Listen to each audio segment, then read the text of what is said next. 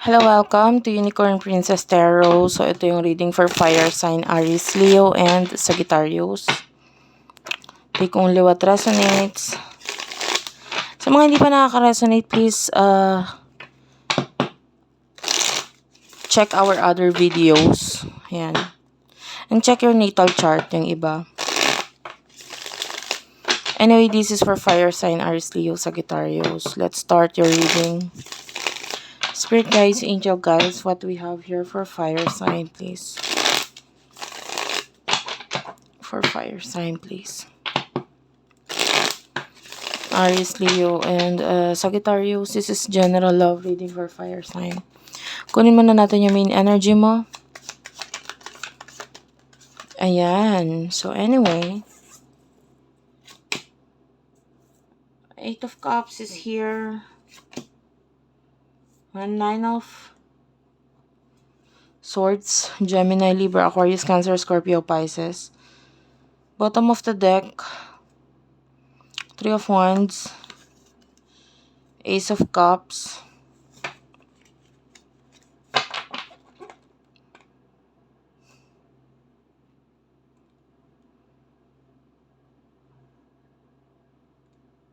I feel like may pag may problema yung iba, parang wag mong pakialaman. Problema nila yun eh. Parang, kung may problema sila, hayaan mo lang sila. Actually, hindi ko naman nakikitang makakatulong ka talaga dun. Yung iba, pipilitin mo yung sarili mong makatulong, pero wag na lang.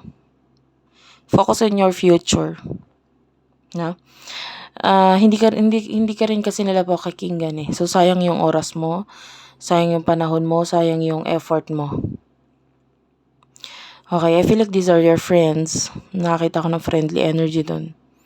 So, hayaan mo na lang sila. The Three of Wands is here. So, focus on your growth. Meron kasi ako nakikitang growth sa'yo eh. Alam mo yun? So, mag-focus ka na lang doon sa growth mo.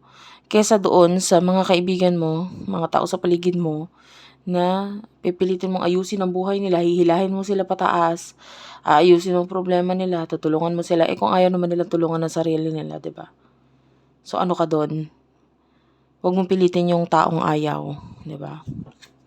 Kung gusto nilang mabago yung sitwasyon nila, makaalis sila sa problema nila, sila mismo ang gagawa ng paraan. 'Di ba? At saka hindi mo na kailangan lumapit sa kanila. Sila na mismo yung lalapit para magtanong or manghingi ng advice kung kailangan nila, kung gusto nila yung makinig sa advice mo. Yung iba, yung isang beses na magbigay ka ng advice, okay na yun. Pero kung ayaw niyang i-apply sa sarili niya, wag mo na ipilit. Yun lang yun. Now,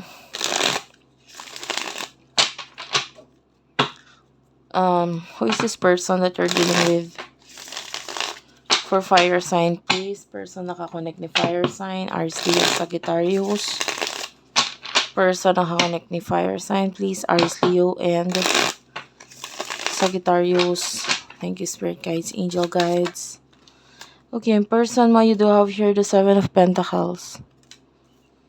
Ten of Pentacles. Justice card and the Ten of Wands. Kung yung iba may relationship, yung iba wala. So, yung para doon sa may mga relasyon, may mga connection, parang siya, napapagod siya. Mararamdaman mo yun eh. Yung parang pakiramdam niya, pagod na siya. Feeling niya siya yung laging gumagawa ng paraan or action dito sa connection nito. So, nakakapagod. Para doon sa mga walang relasyon, connection yun, this person is thinking about money, career. So, wala sa'yo ang isip nitong taon to. Well, actually, ang nasa isip niya is, dapat mahigitan kita eh. Parang ganun. So, pwedeng somehow in the past, may competition sa inyo. Yung parang gusto niya mas magaling siya sa'yo. Ayan, competition regarding sa pagalingan.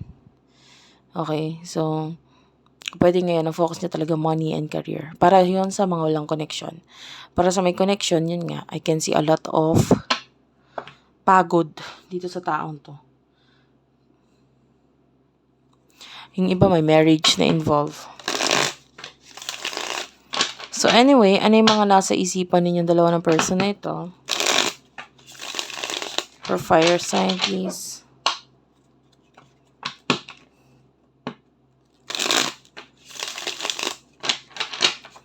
For fire sign, ano mga nasa isipan ninyo na person na to?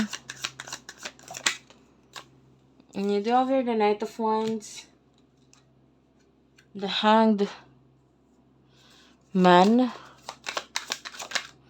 For your person, the Hierophant,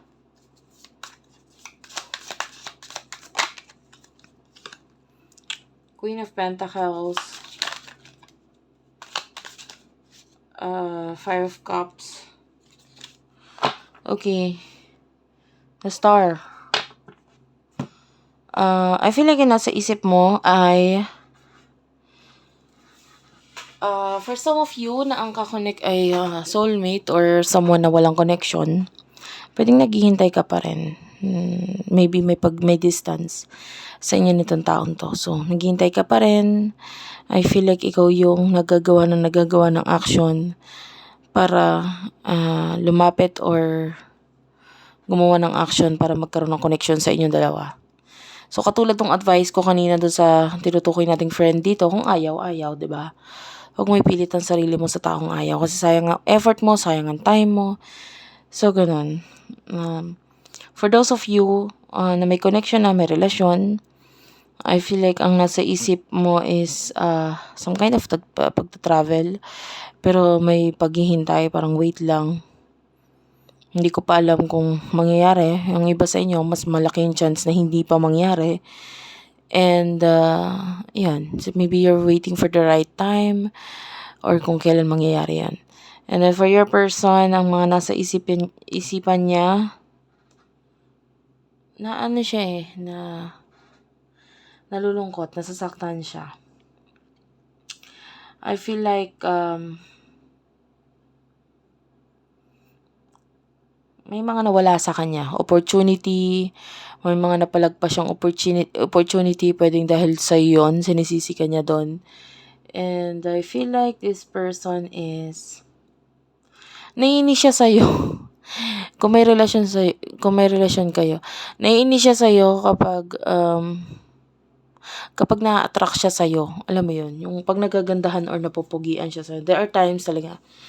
And maybe attractive ka naman talagang tao sa opposite sex or sa ibang tao, no?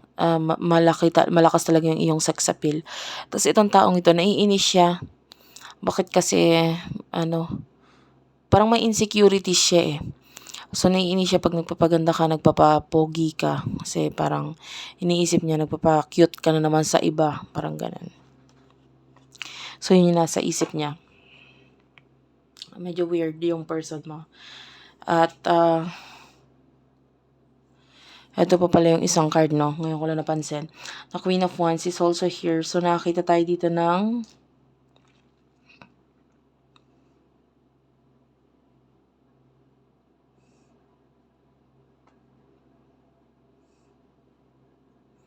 I don't know, some of you, kung ano yung nasa isip ng person nito, pwedeng sinasabi din sa'yo. Niya mismo, sinasabi din niya mismo sa'yo. Nagiging honest siya doon.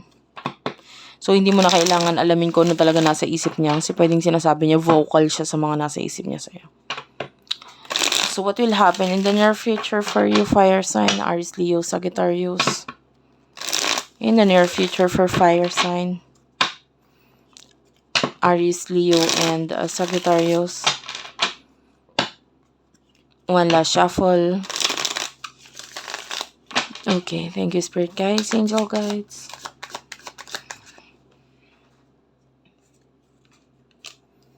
Death card is here. Major Arcana Death card, Six of Pentacles. And the Three of Wands. We do have here the Ace of Pentacles. Ten of Swords, King of Cups, Page of Swords. Ayan.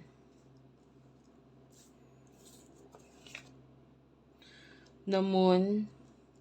Bottom of the deck, no, Knight of Cups is also here. And bottom of the deck is the Wheel and the World. Okay. So, magsimula muna tayo dun sa mga magkarelasyon, magka-connect. In the near future, I can see you, no, na parang mas naa-attract ka kasi sa utak or sa galing ng isang tao. Hindi sa itsura. No? And in the future, pwedeng maging inspirasyon mo ito para mas ayusin ang sarili mo. Mas mag-focus sa finances or sa career mo in the near future. I feel like may mga bagay kang hahanapin or gagawa mo ng paraan para mangyari or mahanap mo kung ano man ito. Okay?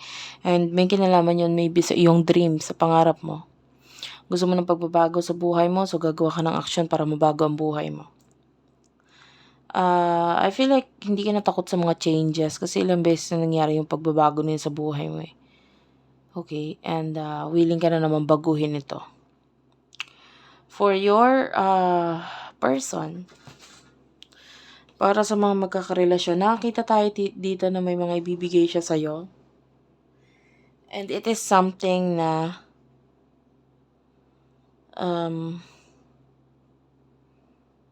pwedeng matagal niya nang itinago. So, may mga ibibigay siya sa'yo. Pwedeng matagal niya na itinago sa'yo yun. It's a material thing. I feel like it's a material thing. Kung hindi man itinago, di pinag-ipunan. Ganon. Matagal niya na pinag-ipunan ito. And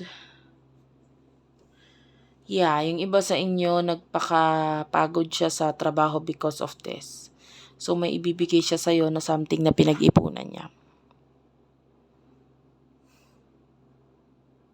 Para dun sa iba na dealing with your soulmate or your twin flame, medyo nagkakaroon ng problema itong person na to regarding sa kanyang mga new beginnings in the near future, lalo na may kinalaman sa pera.